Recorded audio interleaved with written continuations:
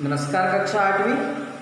जैसा कि आज हमने ऑनलाइन क्लास में भी पढ़ा है ना, और वहाँ पर भी थोड़ी बातें की है एग्ज़ाम को लेकर के, है ना। तो आपको इसमें ध्यान देने वाली बात मुख्य जो थी वो मैंने बता दी है कि आपको किस तरह से एग्ज़ाम देना है ना। और बहुत सारी जानकारियाँ आपको स्कूल से भी मिल जाएंगी, स्कूल के जो व्हाट्सएप ग्रुप है उस पर आपको सारी जानकारियाँ और मिल जाएंगी, है ना। तो आपको सबसे पहले इसमें क्या करना है कि 25 नंबर का आपका एमसीक्यू रहेगा और 25 नंबर का आपका रिटर्न रहेगा। तो 25 नंबर का जो मल्टीपल चॉइस क्वेश्चन वाला पेपर है वो हमारा रहेगा। स्टार्टिंग का जो यूनिट टेस्ट था, यूनिट टेस्ट में हमने एमसीक्यू टाइप का जो पेपर था, है ना, उसमें हमने क्या किया, ध्वनि और लाख की चूड़ियाँ पढ़ा था, है ना। अब ध्वनि और लाख की चूड़ियाँ हम एमसीक्यू में नहीं ले रहे हैं, है ना। तो अब हम कौन से लेंगे, दीवानों की हस्ती, ठीक है, दीवानों की हस्ती, बस की यात्रा, और उसके बाद में चिट्ठियों की अनूठी दुनिया और भगवान के डाकिए, है ना। भगवान के डाकिए तक हम पढ़ेंगे, ठीक है। क्या निराश हो जाए ये पाठ हमारा नहीं आएगा, और यह सबसे कठिन समय नहीं, यह भी नहीं आएगा, और कबीर की साखियाँ ये भी हमारा नहीं आएगा। तो 3 पाठ हमारे नहीं आने हैं हमारे 6 पार्ट, है ना, क्योंकि 25 नंबर का है तो हमारे 6 पार्ट जो है वो सफिशियंट है ना। तो इन पाठों से हमारे ध्वनि, लाख की चूड़ियाँ, बस की यात्रा, दीवानों की हस्ती, चिट्ठियों की अनूठी दुनिया, भगवान के डाकिए, और उसके बाद में ग्रामर में हम देखते हैं तो ग्रामर में हमारे पास है उपसर्ग एवं प्रत्यय, संधि विच्छेद, समास और संज्ञा, है ना। ये हमारे पास इतने 6 चैप्टर हो गए और 4 ग्रामर के हो गए। तो इस तरह से हमारे पास 10 चैप्टर पूरे हो रहे हैं, है ना। जो वचन अभी चल रहा है, वचन हमारा नहीं आएगा, तो वचन की तैयारी आपको नहीं करनी है, लेकिन संज्ञा, समास, संधि विच्छेद, उपसर्ग एवं प्रत्यय की तैयारी आपको रखनी ही है। इनमें से आपको पूछा जाएगा, है ना। तो छोटे छोटे प्रश्न आपसे पूछे जाएंगे, वैकल्पिक वो प्रश्न पूछे जाएंगे, है ना। जैसे कि पहले वाले यूनिट टेस्ट में हमने पूछे गए थे, उसमें से वो वाले नहीं आएंगे।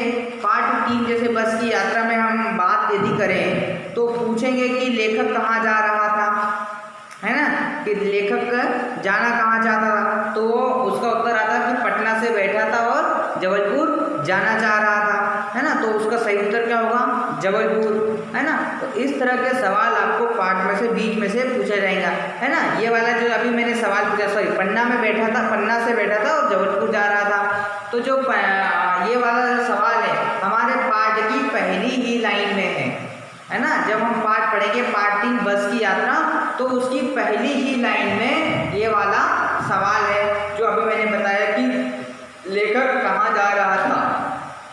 तो ये हमारा पार्ट के पहले ही लाइन में है। तो इस तरह से जब हम लाइन बाय लाइन और एक एक पार्ट को पढ़ेंगे तो हमको सारे प्रश्नों के उत्तर क्लियर हो जाएंगे कि पूछा कहाँ से गया है। तो इसके लिए जरूरी क्या है कि आपको भैया ये पढ़ना पड़ेगा ना, किताब आपको पूरी पढ़नी पड़ेगी। किताब के साथ साथ जो वीडियो मैंने दिए हैं आपको, वो भी आपको पढ़ने पड़ेंगे, क्योंकि बहुत सारे सवाल ऐसे हैं जो मैंने वीडियो में ही पूछे हैं, है ना। आप यदि उन वीडियो को देखेंगे तो वहाँ पर आपको सवालों के जवाब भी मिल जाएंगे और सवाल भी मिल जाएंगे किस तरह से आएंगे। तो आपको ध्यान देने वाली बात यह है कि वीडियो आपको प्रॉपरली देखना ही है कि किस तरह से सवाल पूछे गए हैं, है ना। हर एक छोटी छोटी लाइनों से आपको सवाल पूछे गए हैं, तो वो आपको उसमें देखना है ना। अब जो लिखित वाला रहेगा उसमें हमको प्रश्न क्रमांक और उत्तर क्रमांक सही डालना है ना। उसमें ये सीक्वेंस से ही करना है, सीक्वेंस आपका बिगड़े नहीं कि पहले का उत्तर लिखा, फिर दूसरे का, फिर तीसरे का, फिर चौथे का, फिर 5वें का, है ना। ऐसा नहीं करना है कि पहले लिख दिया, फिर 5वां लिख दिया, फिर 8वां लिख दिया, फिर तीसरा, फिर चौथा, है ना। ऐसा नहीं करना है, ऐसे क्रम बिगड़ता है तो फिर चेक करने में ठीक नहीं रहता, नंबरिंग इधर उधर होती है ना। तो हो सकता है फिर आपको ऐसे में गलत नंबर मिल जाए, है ना, या आपका कोई सवाल चेक ही नहीं हो। तो आपको प्रॉपर लिखना है कि पहले आपको पहला वाला प्रश्न लिख दिया, फिर दूसरा प्रश्न लिख दिया, फिर तीसरा, फिर चौथा, फिर 5वां। इस तरह से आपको करना है। और दूसरी बात यह है कि आपको उसमें लाइन गैप नहीं देना है ना, लाइन नहीं छोड़ना। जैसे ये हाशिया है ना, अभी हम देखते हैं हमारी तरफ,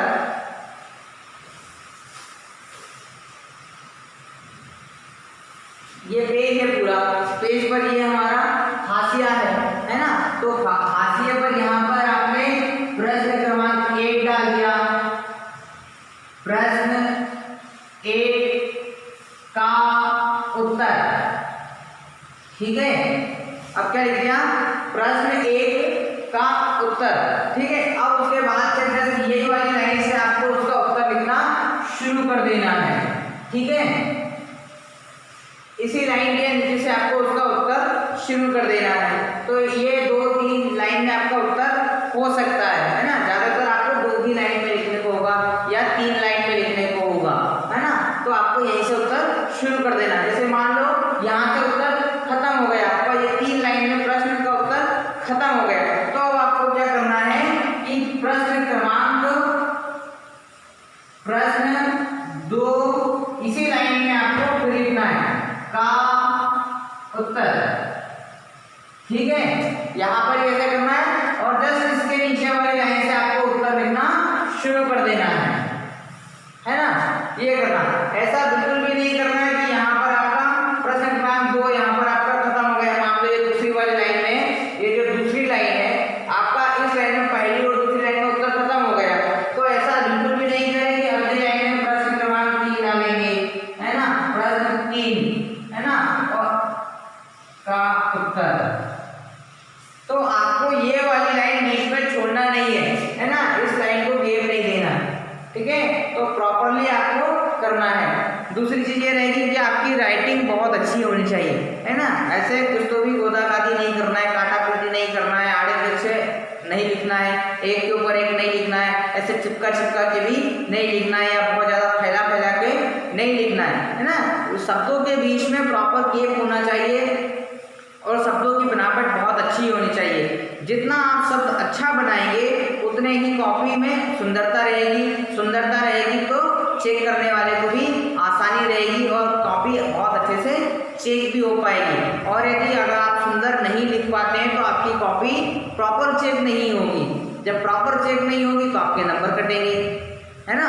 तो ये आपका फिर रिजल्ट भी बिगड़ सकता है ना, कि जो टॉप पे था उसने राइटिंग खराब कर दी तो उसका लो पे आ गया। तो इस तरह की गलती बिल्कुल नहीं करें, है ना। और जितना भी आपने अभी तक लिखा है उसको प्रॉपर पढ़ें, है ना। सारे प्रश्न के उत्तर आप पढ़ें एक बार, है ना, कि जितना आप अच्छा लिख सकते हैं उतना लिखने की कोशिश करें।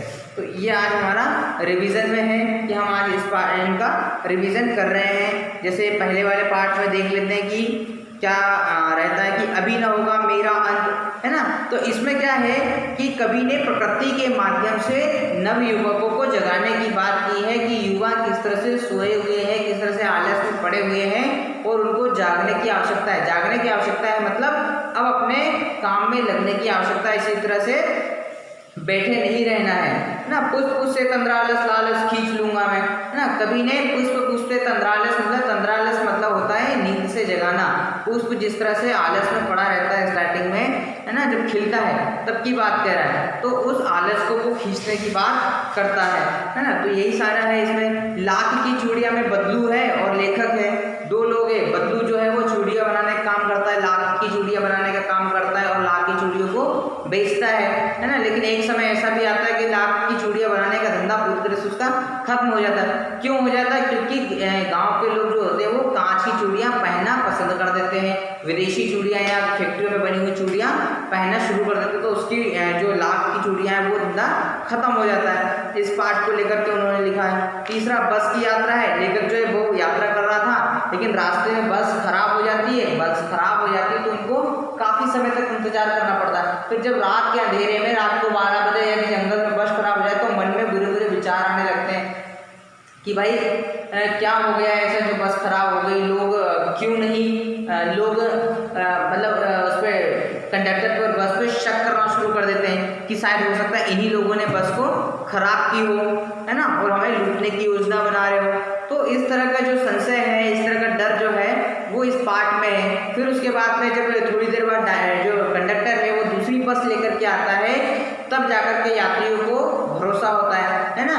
तो ये भी बात बताती है कि हर एक व्यक्ति लुटेरा नहीं होता, या हर एक व्यक्ति लूट के उद्देश्य से ही बस नहीं रुकता। हो सकता है बस वाकई में खराब हुई हो और बाकी लोगों ने कंडक्टर के ऊपर से भरोसा उठा लिया। तो हमें अपनी विपरीत परिस्थितियों में अपना संयम नहीं खोना चाहिए, इस बात को लेकर के ये पार्ट लिखा है ना।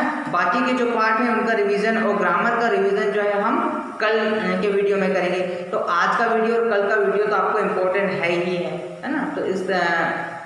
तो जो बाकी पार्ट बच गए हैं, जैसे दीवानों की हस्ती से लेकर के भगवान के डाकी और ग्रामर है, इनका रिवीजन हम कल करेंगे। Thank you.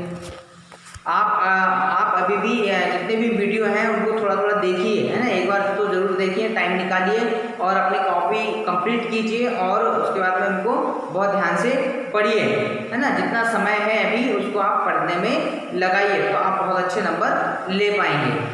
Thank you.